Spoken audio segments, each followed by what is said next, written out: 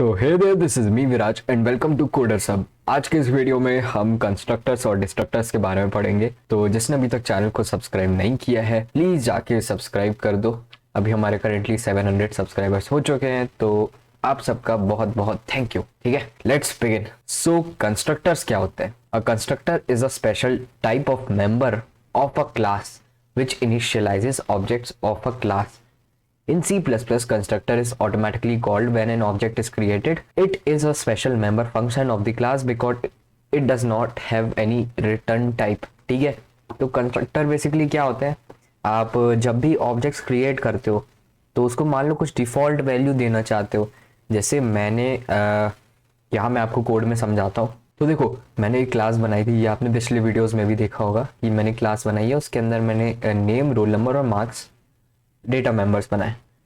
तो अगर मैं मान लो लिखूँ स्टूडेंट STU1, है ना, और अब अगर मैं डायरेक्ट लिख दूँ सी आउट STU1 डॉट नेम, तो यार अब क्या होगा?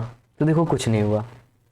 कुछ नहीं इसलिए हुआ क्योंकि हमने नेम की कोई वैल्यू दी ही नहीं है। STU1 का जो नाम है हमने कुछ डाला ही नहीं है। तो मैं क्या बोलता हूँ, यहाँ पे मैं एक कंस्ट्रक्टर बना सकता हूँ। कंस्ट्रक्टर बेसिकली बनाते कैसे हैं? तो कंस्ट्रक्टर मैं आपको बताता हूँ, तीन टाइप के होते हैं: डिफॉल्ट कंस्ट्रक्टर, पैरामीटराइज्ड कंस्ट्रक्टर और कॉपी कंस्ट्रक्टर। तो डिफॉल्ट कंस्ट्रक्टर हम सबसे पहले पढ़ेंगे। लेकिन उससे पहले कुछ चीज मैं आपको बता दूं। जो कंस्ट्रक्टर होता है, ठीक है, उसका कोई रिटर्न टाइप नहीं होता और हम उसको डिफाइन करते हैं उसके क्लास नेम से ही। ठीक है, क्लास का नेम स्टूडेंट है तो कंस्ट्रक्टर को भी हम स्टूडेंट से ही डिफाइन करेंगे। कंस्ट्रक्टर ऑटोमेटिकली कॉल हो जाता है जब हम ऑब्जेक्ट बनाते हैं। It must be placed in public class. ठीक है ना, उसको प्राइवेट में मत रखना है, प्रोटेक्टेड में मत रखना, उसको हमेशा पब्लिक में रखना।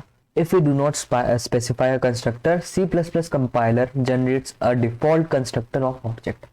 ठीक है, तो आप क्लियर हो गया होगा कि कंस्ट्रक्टर अपने आप बन जाता है अगर आप कॉल भी ना करो। तो पहले मैं आपको कंस्ट्रक्टर बना के बताता हूँ।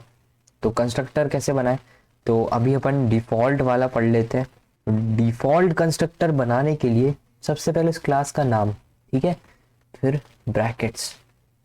तो ये आपको थोड़ा सिमिलर लग रहा होगा किससे? फंक्शन से।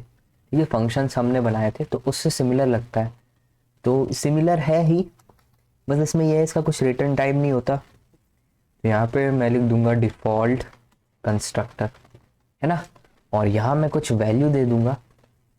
वैल्यू क्या दे दूंगा? Name name equals this is a default. तो इसका यूज़ क्या होगा कि मान लो यहाँ पे यूज़र ने सिर्फ डिक्लेयर कर दिया ऑब्जेक्ट और उसका नाम नहीं डाला। ठीक है, नाम, रोल नंबर या फिर मार्क्स नहीं डाला। तो अभी अपन नाम के लिए देखते हैं, नेम के लिए देखते हैं। तो यहाँ पे हमने नाम नहीं डाला, हमने सी आउट कर दिया डायरेक्ट STU1 डॉट नेम। तो अब जैसे ही मैं इसको आउटपुट दूंगा तो देखो डिफ़ॉल्ट कंस्ट्रक्टर प्रिंट हो गया। ठीक है, सबसे पहले डिफ़ॉल्ट कंस्ट्रक्टर प्रिंट हो गया, फिर यहाँ आया this is a default name. तो ये किसके लिए आया?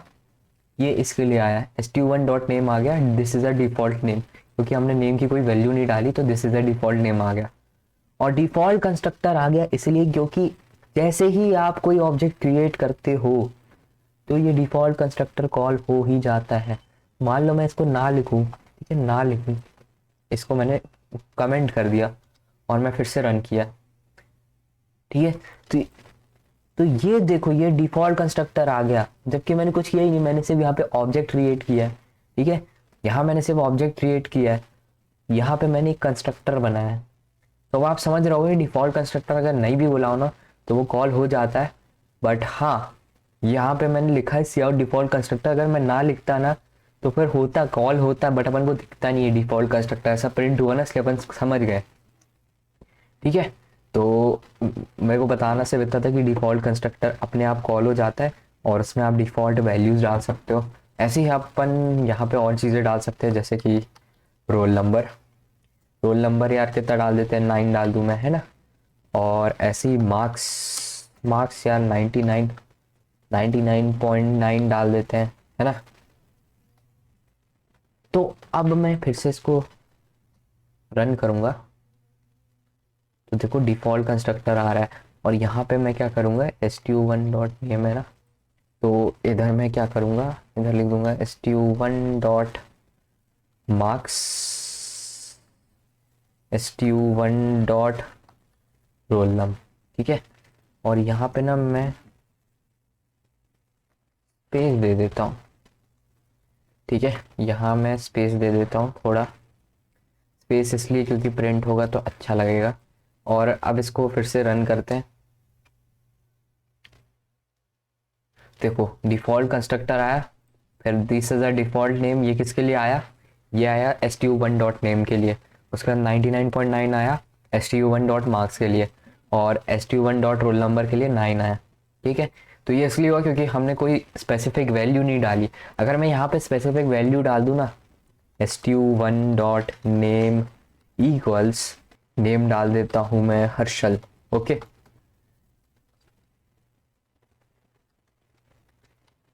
ठीक है, यहाँ मैं हर्षल डाल देता हूँ। और अब मैं इसको फिर से रन करूँगा, इसको मैं फिर से रन करूँगा, तो देखो अब हर्षल आ गया, और बाकी 99.9 अभी भी आ रहा है और 9 अभी भी आ रहा है, क्योंकि हमने ये वैल्यू स्पेसिफाई नहीं की है। तो डिफ़ॉल्ट कंस्ट्रक्टर में जो वैल्यू डली है वही एग्जीक्यूट हो जाएगी। ठीक है, तो अभी आप समझ गए होंगे कि डिफ़ॉल्ट कंस्ट्रक्टर का रोल क्या होता है। और अभी मैं इसको क्लियर कर देता हूँ, है ना। तो ये हमारा कोड है। अब मान लो मैं कुछ पैरामीटर्स डालना चाहता हूँ। जैसे पिछले वीडियो में ना मैंने फंक्शन बनाया था जिसमें मैं 3 बताता हूँ आपको। माई डिटेल्स, मैंने ना पिछले वीडियो में एक फंक्शन बनाया था, ऐसा ऐसा कुछ ही फंक्शन बनाया था मैंने, वॉइड माई डिटेल्स। और इसके अंदर मैंने क्या लिखा था, इसके अंदर मैंने लिखा था, यहाँ पे कुछ पैरामीटर्स दिए थे, string A, int B, float C. और अब इसके अंदर मैं लिखता हूँ नेम इक्वल्स ए, और रोल नम इक्वल्स बी, और फ्लोट इक्वल्स सी। तो यार ये तो मैंने पिछले वीडियो में आपको बना के दिखाया था। ठीक है, ये फ्लोट नहीं है, सॉरी, मार्क्स इक्वल्स सी। ओके, तो यार ये चीज़ मैंने आपको पिछले वीडियो में बना के दिखाई थी, है ना, फंक्शन बना के दिखाया था। तो हम जैसी फंक्शन में वैल्यूज़ डालेंगे, stu1 डॉट माई डिटेल्स, और ब्रैकेट्स के अंदर क्या डाल दें हम, विराज, और 19 और 33.3। इसको एक काम का तो कमेंट आउट कर देता हूँ, और इसको यार यहाँ डाल देते हैं। तो अब जैसे मैं इसको रन करता हूँ तो देखो विराज 33.3 और 19 आ गया। बट हाँ, आप एक चीज़ नोटिस करो कि डिफ़ॉल्ट कंस्ट्रक्टर हर बार कॉल हो रहा है। ठीक है, हम कॉल नहीं कर रहे हैं उसको, हमने तो यहाँ फंक्शन कॉल किया, हमने stu1 डॉट माई डिटेल्स फंक्शन बनाया, फंक्शन कॉल किया है, बट फिर भी डिफ़ॉल्ट कंस्ट्रक्टर कॉल हो रहा है। तो डिफ़ॉल्ट हर बार कॉल होगा। तो मैं बताना ये चाह रहा था कि ऐसे ही हम इसके लिए पैरामीटराइज कंस्ट्रक्टर भी बना सकते हैं। मैं यहाँ लिखूंगा क्लास का नाम, जब भी आप कंस्ट्रक्टर बनाओ तो आप क्लास का नाम ही लिखते हो, है ना। अब इसके अंदर मैं पैरामीटर्स डाल दूंगा, स्ट्रिंग ए, और इंट बी, और फ्लोट सी। ठीक है, तो ये भी सिमिलर होगा हमारे इस फंक्शन से। इसको फंक्शन को कमेंट आउट कर देता हूँ मैं, है ना। तो आप देख रहे हो कि इसका कुछ रिटर्न टाइप नहीं होता, जैसे यहाँ पे वॉइड है तो इसका तो वो भी नहीं लिखा हमने, इसमें डायरेक्ट क्लास का नाम लिख दिया। तो कंस्ट्रक्टर्स ऐसे ही डिफाइन करते हैं। और इसके अंदर मैं लिख दूंगा क्या, नेम इक्वल्स ए, है ना, रोल नम इक्वल्स बी, और मार्क्स इक्वल्स सी। और यहाँ लिख दूंगा सी आउट पैरामीटराइज्ड कंस्ट्रक्टर। और अब मैं ना एक काम करता हूँ, यहाँ पे इसके बाद ना मैं एंडल लगा देता हूँ, है ना, यहाँ एंडल लगा देता हूँ। और अब मैं क्या करूँगा, मैं इसको भी कमेंट आउट कर देता हूँ। अब मैं क्या करूँगा, मैं यहाँ अब डायरेक्ट लिख सकता हूँ स्टूडेंट stu1। ठीक है, और इसको इसको यार एक बार डिक्लेयर कर चुका हूँ, इसको हटा दो। स्टूडेंट stu1, यहाँ पे मैं डाल दूंगा हर्षल। ठीक है, और 36 और 99.9। ठीक है, अब मैंने डायरेक्ट वैल्यू डाल दी, ये होता है पैरामीटराइज कंस्ट्रक्टर। अब मैंने डायरेक्ट वैल्यू डाल दी, मैंने ये फंक्शन कॉल करके नहीं डाली है, हमने फंक्शन कॉल किया था, फंक्शन बनाया था माई डिटेल्स नाम का। अब उसकी ज़रूरत नहीं, हमने डायरेक्ट ऐसे पैरामीटराइज कंस्ट्रक्टर बनाया, उसमें वैल्यूज डाल दी। तो ये एक दूसरा तरीका होता है, आप फंक्शन भी बना सकते हो, बट मैंने पैरामीटराइज बनाया था। तो अब इसको रन करते हैं। तो यार ये देखो पैरामीटराइज कंस्ट्रक्टर कॉल हुआ और हर्षल 19.9 और 36 आ गया, ठीक है। तो इस बार ऐसा हुआ है। और इस बार देखो डिफ़ॉल्ट कंस्ट्रक्टर कॉल नहीं हुआ है, क्योंकि हमने पैरामीटराइज कंस्ट्रक्टर बनाया, तो डिफ़ॉल्ट कॉल नहीं होगा। ओके, तो इस बार देखना आप डिफ़ॉल्ट कॉल नहीं हुआ। फिर से रन करके दिखा देता हूँ। ये देखो पैरामीटराइज कंस्ट्रक्टर कॉल हुआ, डिफ़ॉल्ट नहीं आया। ओके, और चाहो तो इसको एक बार कमेंट आउट करके देख लो डिफ़ॉल्ट कंस्ट्रक्टर को, और इसको फिर से रन करेंगे। ये देखो सही रन हो रहा है, पैरामीटराइज कंस्ट्रक्टर रन हुआ और उसके बाद ये वैल्यूज आ गई। तो जब भी एक बात ध्यान रखना, जब भी आप पैरामीटराइज कंस्ट्रक्टर बनाओगे तो डिफ़ॉल्ट रन नहीं होगा, डायरेक्ट पैरामीटराइज्ड वाला रन हो जाएगा, है ना। और मैंने जो सी आउट पैरामीटराइज कंस्ट्रक्टर लिखा है, ये आपकी अभी बताने के लिए लिखा है कि हाँ भाई पैरामीटराइज कंस्ट्रक्टर कॉल हुआ है। ओके, तो यहाँ तक क्लियर होगा। अगर क्लियर नहीं है तो एक बार फिर से वीडियो देख लेना और कमेंट कर देना अगर डाउट हो रहा हो अभी भी। इसके बाद हम देखते हैं कॉपी कंस्ट्रक्टर। कॉपी कंस्ट्रक्टर क्या है भाई? कॉपी कंस्ट्रक्टर कुछ नहीं है, एक जो कंस्ट्रक्टर हमने बनाया, मतलब सॉरी, एक जो हमने ऑब्जेक्ट बनाया उसमें जो वैल्यूज डाली हैं, है ना, हर्षल 36 और 19.9, ये मैं चाहता हूँ कि STU2 एक ऑब्जेक्ट बनाऊँ, उसको भी सेम वैल्यूज चली जाए। तो उसके लिए मैं यूज़ करता हूँ कॉपी कंस्ट्रक्टर। तो कॉपी कंस्ट्रक्टर को हम नॉर्मली क्लास के नाम से ही डिनोट करते हैं, ठीक है ना। इसमें मैं क्या करता हूँ, पैरामीटराइज को भी कमेंट आउट कर देता हूँ। अभी पैरामीटराइज को कमेंट आउट कर दिया, और यहाँ मैं लिखूँगा स्टूडेंट, और इसके अंदर स्टूडेंट एंड ऑब्जेक्ट। ओके, ऐसा मैं लिखूँगा। ये मैं कॉपी कंस्ट्रक्टर बना रहा हूँ। आपको क्लास का नाम लिखना पड़ेगा, ठीक है, और अंदर भी क्लास का नाम, और फिर एंड करके ऑब्जेक्ट OBJ, ठीक है। एंड OBJ लिखा मैंने, और मैं लिख दूंगा name equals OBJ dot name, roll num equals OBJ dot roll num. अभी मैं मार्क्स का नहीं लिख रहा हूँ, मैं आपको बताऊंगा क्यों नहीं लिख रहा हूँ, है ना। और थोड़ी कमेंट आउट कर देते हैं। चलिए काम करते हैं, पैरामीटराइज कंस्ट्रक्टर को खुला रहने देते हैं, हम वैल्यूज ही तो डाल रहे हैं, इसको खुला ही रहने दो, इसका काम हमको अभी वैल्यू डालने में आएगा। तो हमने क्या किया था, STU1 डिक्लेयर किया, ठीक है, उसमें वैल्यू डाल दी हर्षल 36 और 19.9, ये हमने पैरामीटराइज कंस्ट्रक्टर के थ्रू डाल दिया है, ठीक है, इतना क्लियर था आपको। इसके बाद हमने कॉपी कंस्ट्रक्टर बनाया है, उसमें बेसिकली क्या करते हैं, हम क्लास का नाम लिखते हैं, है ना, और फिर अंदर भी क्लास का नाम लिखते हैं क्योंकि हम ऑब्जेक्ट बना रहे हैं, और उस ऑब्जेक्ट का हम वो लिखते हैं एड्रेस, ठीक है, एड्रेस लिखते हैं, एड्रेस से कॉल करते हैं हम उसको, स्टूडेंट STU2, और अंदर में लिख दूंगा STU1। तो ये मैं कॉल कर रहा हूँ कॉपी कंस्ट्रक्टर, ये है कॉपी कंस्ट्रक्टर। तो जैसे ही ये होगा तो ये क्या होगा, ये जो बाहर आ जाएगा ये STU2 आ जाएगा, और अंदर STU1 की सारी डिटेल्स आ जाएगी, ठीक है ना, उसका एड्रेस आ जाएगा। और इसमें क्या होगा कि जो STU1 का नेम है, OBJ जो है ना, वो हमारा STU1 है, ठीक है, STU1 डॉट नेम हो जाएगा, वो STU2 के नेम के बराबर हो जाएगा, ठीक है। STU2 का नेम जो हो जाएगा उसको वैल्यू असाइन हो जाएगी हर्षल, और ऐसे ही STU2 का जो रोल नंबर होगा उसको वैल्यू असाइन हो जाएगी 36। और मैंने अभी मार्क्स इंटेंशनली नहीं लिखा है, वो मैं आपको बताऊंगा क्यों।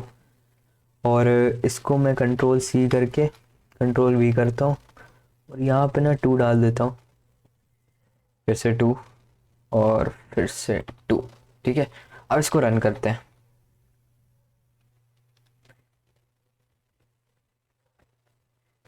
एक मिनट यार, इसको एक काम करते हैं, यहाँ पे भी हैंडल लगा देता हूँ, थोड़ा और अच्छे से दिखेगा। यहाँ हैंडल लगा देता हूँ, और यहाँ भी हैंडल। तो यार ये देखो, जब हमने STU1 मार्क्स, ठीक है, STU1, ठीक है, उसका नेम, उसका मार्क्स, उसका रोल नंबर, ये तो प्रिंट हो गया इजीली। बट यार यहाँ पे क्या हुआ, यहाँ पे तो ना उसका रोल नंबर आया और ना उसका उसका सॉरी उसके मार्क्स नहीं आए। यहाँ पे ये जो मार्क्स है ये गार्बेज वैल्यू कुछ दे रहा है। रोल नंबर 36 तो आ चुका है बट मार्क्स नहीं आया, तो क्योंकि मार्क्स हमने डिफाइन नहीं की है। यहाँ पे हमने मार्क्स डिफाइन नहीं किए। ठीक है, तो आपको मार्क्स डिफाइन करना ज़रूरी है। यहाँ पे मार्क्स डिफाइन करना पड़ेगा आपको। यहाँ पे क्या करोगे, obj डॉट मार्क्स। तो अब इसको जैसे ही रन करोगे, सॉरी हाँ, अब इसको जैसे ही रन करोगे तो ये परफेक्टली रन करने लगेगा हमारा कॉपी कंस्ट्रक्टर। अच्छा एक चीज़ और, मान लो मैं ये पैरामीटराइज कंस्ट्रक्टर को भी कमेंट आउट कर दूं और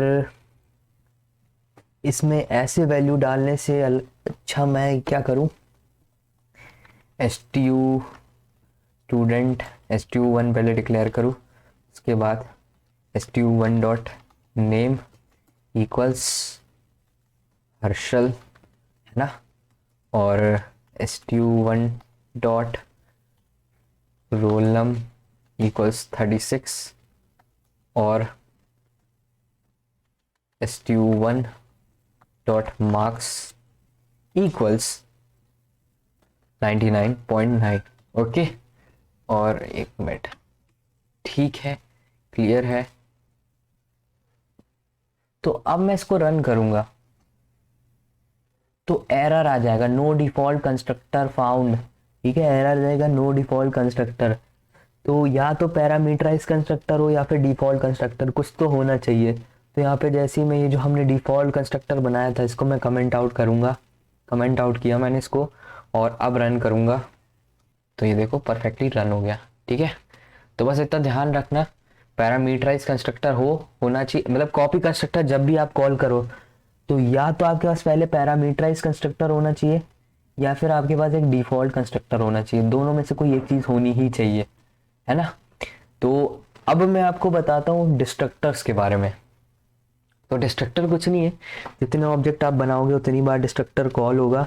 डिस्ट्रक्टर बेसिकली क्या होता है, जो आप ऑब्जेक्ट बनाते हो उसको कुछ मेमोरी एलोकेट होती है। ठीक है, तो वो मेमोरी इरेज हो जाती है, आपकी स्पेस फ्री हो जाती है जैसे वो अपना डिस्ट्रक्टर रन होता है।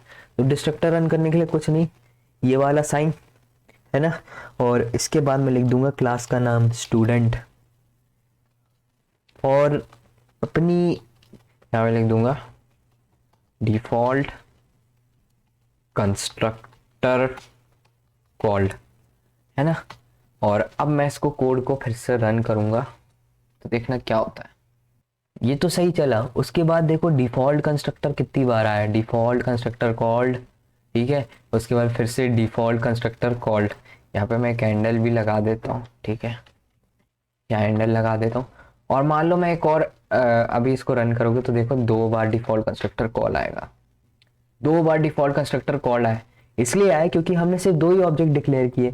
यहाँ पे मान लो मैं 3-4 ऑब्जेक्ट और डिक्लेयर कर देता हूँ, मान लो स्टूडेंट 3, stu3, stu4 और stu5। तो अब टोटल कितने ऑब्जेक्ट हो गए, 5 हो गए, है ना, stu1 stu2 stu3 stu4 stu5। तो अब देखना क्या होगा, देखो 1 2 3 4 5 बार आ गया, है ना। डिफॉल्ट कंस्ट्रक्टर भी अपना चला इतनी बार और ये भी अपना 5 बार चल गया। ठीक है, तो बस इतना ही बताना था मेरे को इस वीडियो में। हमने सारी चीज़ें कवर कर ली, आई होप आपको समझ में आया हो। कंस्ट्रक्टर्स भी कवर हो गया और डिस्ट्रक्टर्स भी कवर हो गया। और इसका अगर आपको डेफिनेशन ये स्लाइड्स वगैरह चाहिए तो मैं डिस्क्रिप्शन में प्रोवाइड कर दूंगा। बस इतना ही था इस वाले वीडियो में। अगर वीडियो पसंद आया तो लाइक कर देना, इस चैनल को सब्सक्राइब कर दो। मैं मिलता हूँ आपसे नेक्स्ट वीडियो में, तब तक के लिए see have a good day, bye bye, peace out.